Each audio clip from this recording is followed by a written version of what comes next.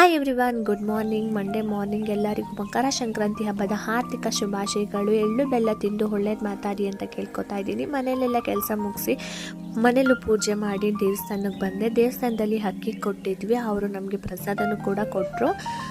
ಮತ್ತು ಸಿಹಿ ಪೊಂಗಲು ಮತ್ತು ಖಾರ ಪೊಂಗಲು ಕೊಟ್ಟರು. ಮನೆಗೆ ಬಂದು ಸಿಹಿ ಪೊಂಗಲು ಖಾರ ಪೊಂಗಲು ತಿಂದು ನಾನಿಲ್ಲಿ ಎಳ್ಳು ಬೆಲ್ಲಕ್ಕೆ ಕಡಲೆ ಬೀಜನ ಹುರ್ಕೋತಾ ಇದ್ದೀನಿ. ಸ್ವಲ್ಪನೇ ಮಾಡಿರೋದು, ಒಂದು 40 ಮನೆಗೆ ಮಾತ್ರ ನಾನು ಕೊಡಿಸ್ತಿರೋದು.